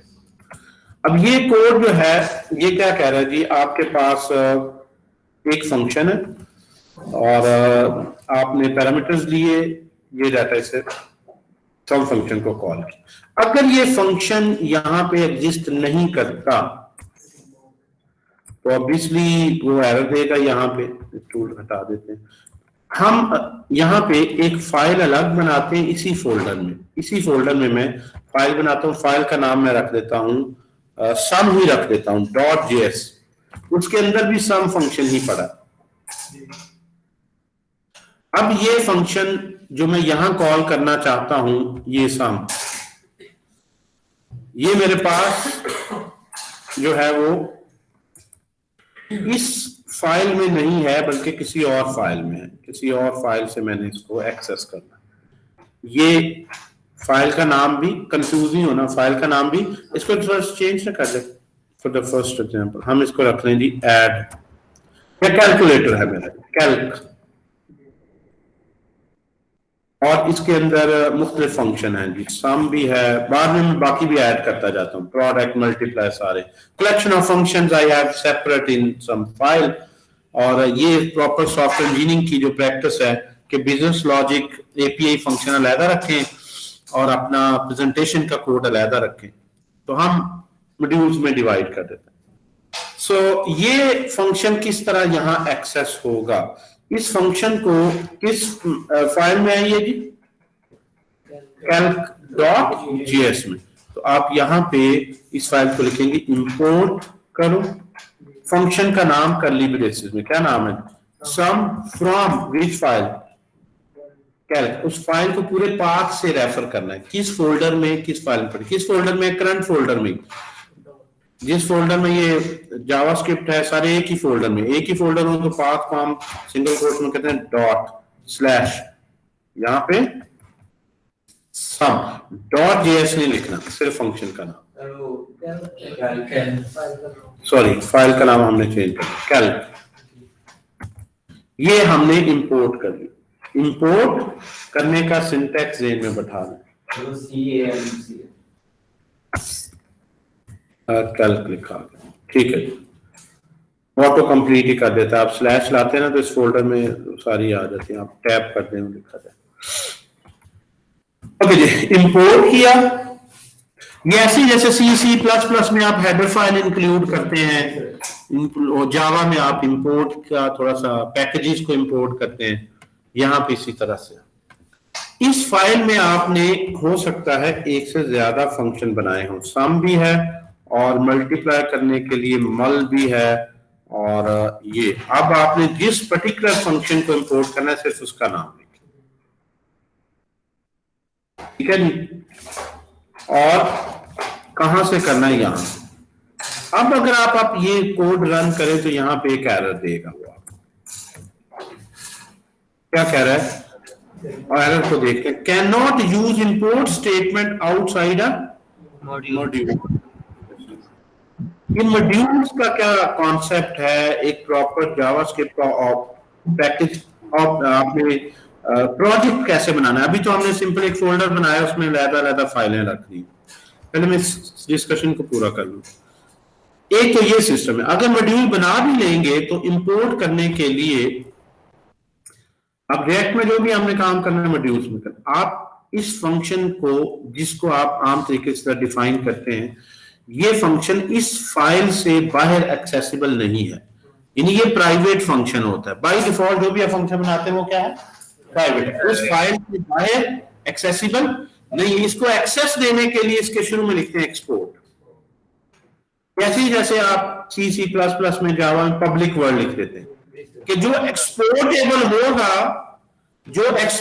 होगा सिर्फ वही इंपोर्ट होगा। तो ये फंक्शन जिसको आपने बाहर इंपोर्ट करना है, इसको पहले इसके शुरू में क्या लिखना है, एक्सपोर्ट। और जो फंक्शन आपने लोकल लिखा है, इसी फाइल में एक हेल्पर फंक्शन है, आउटसाइड एक्सेस नहीं होना, उसको वैसे ही रहने दें। लेकिन आमतौर पर हर फंक्शन को डिक्लेयर करते वक्त उसके नाम के साथ क्या लिखना है आपने, एक्सपोर्ट पहले लिख लेंगे। जो एक्सपोर्टेबल होगा, पब्लिक होगा, वही यहां पे इंपोर्ट हो सकेगा पहले। लेकिन ये नोड का एक प्रॉपर प्रोजेक्ट आपने बनाना है, उसमें से एक्सपोर्ट इंपोर्ट होता है, जिसको मॉड्यूल्स में डिवाइड करना है। नोड का प्रोजेक्ट बनाने के लिए आप इसमें हम जो है वो ऑब्वियसली रिएक्ट में जो बनाएंगे प्रॉपर नोड का प्रोजेक्ट बनाएंगे। फिलहाल हमने प्रोजेक्ट प्रॉपर नहीं बनाया, हमने सिंपल एक फोल्डर ओपन किया और ये फाइल्स दिए, एक प्रोजेक्ट नहीं बनाया। हम प्रोजेक्ट के अंदर मॉड्यूल्स इंपोर्ट एक्सपोर्ट होते, ठीक है। प्रोजेक्ट कैसे बनाते हैं इस पे डिस्कशन करते हैं। पहले एक दो सिंटेक्स पहले और देख लें, टाइम जो है इसी पे लगा लेते हैं। अब ये कोड ओके, अगर आपने इसे भी इंपोर्ट करना हो मल को भी, तो दो तरीके आप, एक तो ये है कि दोनों के लिए अलग-अलग स्टेटमेंट्स लिख दें और यहाँ क्या लिख दें, मल। अब इसे कॉल कर सकते हैं। दूसरा ये है कि सिंटेक्स शॉर्ट कर लें, ये लाइन लिखने की सेपरेटली जरूरत नहीं है, इसी के साथ कॉमा सेपरेटेड मल लिखना। तो ये दोनों यहां से इंपोर्ट हो जाएंगे। लेकिन इंपोर्ट होने के लिए शर्त क्या है, आपने ये दोनों को एक्सपोर्टेबल डिक्लेयर करवाया। ये एक्सपोर्ट लिख के आप कंपाइलर को बता रहे हैं कि भाई इंपोर्ट की परमिशन है, इसे कोई भी इंपोर्ट करे इसको यूज कर सकते हैं। अब एक और अगर मैं फंक्शन बनाऊं और उसके साथ में लिख दूं एक्सपोर्ट, ये इसकी मैं डिस्कशन को पूरा कर लेता हूं, फिर हम प्रोजेक्ट बना लेते हैं। एक्सपोर्ट फंक्शन, और मैं डिवीजन का भी बना लूं, अगर यहां पे रिटर्न x/y, लेकिन डिवीजन बाय 0 नहीं होती, तो इफ y जो है वो 0 आ गया, डिवीजन बाय 0 से आंसर गलत आएगा तो y को 1 कर दें। 1 से डिवीजन से कोई फर्क नहीं पड़ेगा। और आप चाहें तो कोई लॉजिक भी लिख सकते हैं, जैसे मर्जी। अभी हमने सिंपल फंक्शन बनाया। अब ये फंक्शन एक्सपोर्ट आपने कर दिया जी। यहां से कुछ फंक्शन ऐसे हैं, उनको कहते हैं डिफॉल्ट एक्सपोर्ट। इनके साथ ये वर्ड आप लिख सकते हैं डिफॉल्ट, और पूरे फाइल में आपके मॉड्यूल में एक ही फंक्शन सिर्फ डिफॉल्ट होता है। डिफॉल्ट फंक्शन का मतलब ये है कि यहां पे ये नाम आप रखना इसका जरूरी नहीं। कि ये डिफॉल्ट फंक्शन है। डिफॉल्ट का मीनिंग ये है कि यहां मैं जब इंपोर्ट करूंगा, इंपोर्ट, तो यहां मैं मर्जी से उसका नाम रख सकता हूं। डिवीजन कहना मैं डिव रख लूं, फ्रॉम इसी तरह से स्लैश कैल, और आप नोट करें इसके अराउंड मैंने कर्ली ब्रेसेस नहीं लगाए, कर्ली ब्रेसेस नहीं लगाए। कर्ली ब्रेसेस किस फंक्शन के अराउंड नहीं लगाना? जो डिफॉल्ट के डिफॉल्ट, इनको हम कहते हैं नेम्ड एक्सपोर्ट हैं, ये नेम्ड इंपोर्ट्स हैं, सॉरी, और ये हम कहेंगे डिफॉल्ट इंपोर्ट है। इन दो लाइनों को भी इकट्ठा किया जा सकता है। इन दो लाइनों को कैसे इकट्ठा किया जा सकता है, इसको मैं कमेंट कर देता। सर कॉमा लगा के, कॉमा जाहिर बात है इनसाइड नहीं लगाएंगे, आप ऐसे नहीं लिखेंगे कि आप जो है वो इसके साथ डिव लिख दें, क्योंकि ये कर्ली ब्रेसेस में नहीं आएगा, तो ये कर्ली ब्रेसेस से बाहर आएगा, क्योंकि ये डिफॉल्ट, जो डिफॉल्ट एक्सपोर्ट है उसके अराउंड कर्ली ब्रेस नहीं आएगा। और यहाँ डिफॉल्ट एक्सपोर्ट का नाम रख दें तो फिर भी कोई हर्ज नहीं, लेकिन यहाँ नाम मुख्तलिफ भी रख दें, आप डिवाइड है, डिवीजन पूरा रख दें, कोई फर्क नहीं पड़ता वहां जो नाम। तो बहरहाल हम नाम इसका भी रख देते हैं अक्सर, और बहरहाल यहाँ पे डिफॉल्ट में आप नाम मुख्तलिफ रख सकते हैं। यहाँ इसी नाम से वो सर्च करेगा मॉड्यूल में। अगर आपने अपनी लाइब्रेरी बनाई है तो आमतौर पर करते क्या है, आपने ये बना लिया एक फंक्शन, अपनी लाइब्रेरी बना ली, तो आप तीनों को में से किसी को भी एक्सपोर्ट नहीं करते इस तरह से। एक ये भी तरीका, आप यहां पे लिख दें एक्सपोर्ट ए की बाय स्टेटमेंट, डिफॉल्ट, और ओवरऑल एक ऑब्जेक्ट में आपने इसको कर दिया मल, और यहां से डिव, या डिफॉल्ट ना भी लिखें तो एक लाइन में भी नीचे लिख सकते हैं, ठीक है, या डिफॉल्ट भी कर सकते हैं, या आप इससे ज्यादा जिस तरह डेवलपर्स लाइब्रेरी बनाते हैं वो क्या है, यहां पे मैं लिख लूं एक जो है वो एक्सपोर्ट डिफॉल्ट में, लाइक मैं चाहता हूं कि मैंने लाइब्रेरी बनाई है नेक्सस बेरी की, हर बंदा मेरी लाइब्रेरी को मेरे नाम से, मेरी ब्रांडिंग भी हो, nexusberry.sum, nexusberry.mul, nexusberry.div, ताकि मेरी कंपनी के नेम से ये मेरी लाइब्रेरी को यूज करे जो भी डेवलपर। ब्रांडिंग हम किस तरह इसमें कर सकते हैं, क्या आपने एक लाइब्रेरी इंटरनेट पे रिलीज की, गिटहब पे दी लोगों को, तो वो आपके ब्रांड नेम से इसको एक्सेस करें, ठीक है। तो आप जो है वो एक्सपोर्ट डिफॉल्ट यहां पे नेक्सस बेरी कर दें। ये नेक्सस बेरी क्या है? नेक्सस बेरी बेसिकली एक फंक्शन है,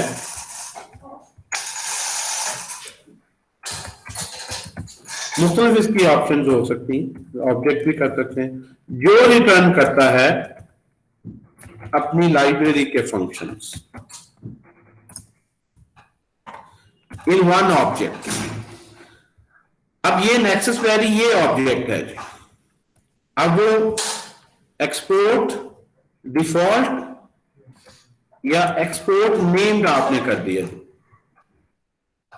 इसके साथ एक्सपोर्ट लिख दिया। There are different ways you can make. अब जो भी एक्सपोर्ट करेगा बाय नेम करेगा, और उस नेम एक्सपोर्ट से उसको ये ऑब्जेक्ट मिलेगा जिसमें 3 फंक्शंस हैं। यानी अब मैं यहां पे अगर एक्सपोर्ट करूंगा तो मैं लिखूंगा import Nexus Berry from calculator, और इस फंक्शन को मैं कैसे कॉल करूंगा, Nexus Berry dot sum, developer में रेक्ट डॉट, जो भी ऑर्गेनाइजेशन है जो ये रिलीज कर रही हो चाहती है उसकी ब्रांडिंग भी हो। अब नेम एक्सपोर्ट रख दिया तो इसी नाम से एक्सपोर्ट होना, और इसके अंदर आगे फंक्शन आने। आपने यहाँ पे आंसर लेना है, आप लिखेंगे नेक्सस बेरी डॉट मल्टीप्लाई मल, और इसको 2 नंबर पास कर। तो आप कहेंगे ये नेक्सस बेरी का जो मल्टीप्लाई का फंक्शन है ये क्या है, इस लाइब्रेरी का फंक्शन ये क्या है। इस तरह एक कंपनी अपनी ब्रांडिंग में इंट्रोड्यूस कर सकती है। आगे बात की, ये मॉड्यूल जो सिस्टम है, कल रेक्ट के प्रोजेक्ट कोई बनाएंगे हम, उसी में यह मॉड्यूल सिस्टम। अगर आपने पाथ अलग कर दिए, ये जो कैलकुलेटर है, मैं यहाँ पे एक बनाऊं फोल्डर और उसमें मैं रख दूं my-lib फोल्डर का नाम, फाइल नेम, और इसको मैं कट करके इस फोल्डर में मूव करवा दूं। यस, अब ये आपके पास जो यहां से आप देखें, ये my-lib का फोल्डर है, इसके अंदर मेरा कैलकुलेटर पड़ा हो, ठीक है। तो अब मेरी इंपोर्ट्स में पाथ चेंज हो जाएगा। इंपोर्ट में ये उसने खुद ही अपडेट कर दिया, आया था ना, ये इसमें टूल में ये जरा सहूलत है। क्या बन जाएगा, डॉट स्लैश, यानी डॉट का मतलब उसके अंदर my-lib का फोल्डर और उसके अंदर कैलकुलेटर। ये कॉल पे करना तो ऐसे ही रहेगा। अच्छा, अगर आप ये जो फाइल है, एक आखिरी पॉइंट देख लें, एक यहां पे एक टेम्प के फोल्डर में मैं अगर इसको मैं यहां पे मूव कर दूं 21 को, Feb 21 को यहां से कट कर दूं, तो ये टेम्प लाइब्रेरी ने यहां तक पहुंचना है। तो टेम्प में यहां से स्टेप देखें, एक बैक जाऊंगा, फिर मैं my-lib में जाऊंगा, तो इसका पाथ जो है वो जो बनेगा यहां पे, इसके रिलेटिव क्या बनेगा जी, इंपोर्ट, उसी तरह नेक्सस वेरी फ्रॉम जी, डबल डॉट करके एक बैक है, वहां पे my-lib के फोल्डर में गए, वहां से आपने कैलकुलेटर लिया, तो double dot to move one step back, dot current folder में ही आगे जाते जाए सब फोल्डर्स में, डबल डॉट का मतलब है बैक गए, वहां से एक फोल्डर मिलेगा इस तरह से। तो इंपोर्ट के पास इंपोर्ट नेम्ड इंपोर्ट करना है, डिफॉल्ट है, नेम्ड एक्सपोर्ट है, डिफॉल्ट एक्सपोर्ट है, वहां पे उसके मुताबिक इंपोर्ट की स्टेटमेंट होगी। यानी ये स्टेटमेंट लिखने के लिए दो चीजों के बारे में आपको बताना चाहिए। सर अगर 2 स्टेप बैक जाना हो तो जी, 2 स्टेप बैक जाना हो तो my-lib की जगह भी डॉट डॉट आएगा। जी जी, बिल्कुल बिल्कुल ऐसे। एक स्टेप और जाना है तो बिल्कुल सही कहा आपने, इस तरह आ जाएंगे, और एक स्टेप नेस्टेड है, बिल्कुल ठीक। सो दो चीजें यहां से हैं, दो पार्ट्स ही हैं, जारी बात है। एक ये वाला पोर्शन है जो इंपोर्ट और फ्रॉम के दरमियान है, एक ही एंड वाला। इसके लिए आपको पाथ पता होना चाहिए। जो इंस्टॉल लाइब्रेरी हम कर लेंगे, अगर मैं गिटहब से रिलीज कर दूं ये लाइब्रेरी नेक्सस बेरी की, और वहां से जब इंपोर्ट करेंगे तो फिर वो इंस्टॉल पहले करेंगे, इंस्टॉल की कमांड हम देख लेंगे npm इंस्टॉल कैसे करना है, फिर आप इंस्टॉल्ड लाइब्रेरी के लिए आप पाथ की फिक्र नहीं करते, आप बस उसमें फिर इस तरह से लिखेंगे, इस तरह से, कोई डॉट या डबल डॉट नहीं। जो आपकी अपनी फाइल्स हैं उसमें रिलेटिव पाथ है, इंस्टॉल्ड लाइब्रेरी को जो है वो इस तरह से करना। क्यों? क्योंकि इंस्टॉल्ड का एक फिक्स पाथ है, नोड मॉड्यूल्स का एक फोल्डर बनेगा, आप देखेंगे वो उसी में ही सर्च करें। जो लाइब्रेरी इंस्टॉल होती है उसको वो डिफॉल्ट पाथ पे जाती है, और वो पाथ उसका क्या होता है, लोकेशन पे पड़ी होती है। हर प्रोजेक्ट के अंदर नोड मॉड्यूल्स का एक फोल्डर होता है उसमें। तो इंस्टॉल्ड जो लाइब्रेरी है उसका ये स्टाइल है। बहरहाल दो चीजें जो यहाँ पे इंपॉर्टेंट है, एक तो ये है कि आपने कहां से इंपोर्ट करनी है, आपकी लाइब्रेरी है या इंस्टॉल है। अगर आपकी लाइब्रेरी है तो पूरा पाथ है, डॉट स्लैश या डबल डॉट जहां भी आपने रखी हुई है, और अगर इंस्टॉल्ड है तो सिर्फ लाइब्रेरी जिस नाम से इंस्टॉल की है उसका दे देना, क्योंकि बाय नेम पब्लिश भी होती है। और फिर कैसे इंपोर्ट करना है, कर्ली ब्रेसेस के साथ या विदाउट, वो नेम्ड एक्सपोर्ट है या डिफॉल्ट एक्सपोर्ट है। जिसको इंपोर्ट करना है वो नेम्ड एक्सपोर्ट है या डिफॉल्ट एक्सपोर्ट, ये दो चीजें आपने ख्याल रखनी। अब हम रिएक्ट के अंदर ये अपनी लाइब्रेरी बनाएंगे, पहली ही लाइब्रेरी बनाएगा, प्रोजेक्ट बनाएंगे प्रॉपर, फिर वहां से हम मॉड्यूल पूरी फाइल ही इंपोर्ट करानी, क्योंकि हम पूरी फाइल ही यूज स्टैटिक भी यूज कर सकते हैं, स्टैटिक भी यूज कर सकते हैं, या आगे हम वेरिएशन देंगे। ठीक है। इंपोर्ट करवाते वक्त और भी काफी हैं इसमें, आप चलते जाएं तो चीजें रीनेम भी कर सकते हैं, जिस तरह 20 सकते में था एस NXB शॉर्ट में ये यूज कर लेते हैं। एलियास सर जैसे डेटाबेस में होता है। हाँ जी बिल्कुल, इस तरह की रीनेम आपने करना है। स्टैटिक भी यूज कर सकते हैं और वेरिएशन भी, हर टॉपिक पे इसके थोड़ा बहुत वेरिएशन तो है ही, आप देखते जाएंगे। जहाँ मेन आइडिया आपको समझ आना चाहिए कि आपने फंक्शन तक पहुंचना कैसे है।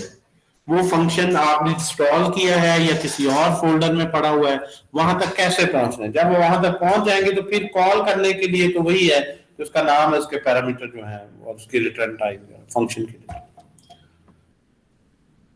ठीक है जी, काफी टॉपिक ही हो गए छोटे छोटे जो है ना।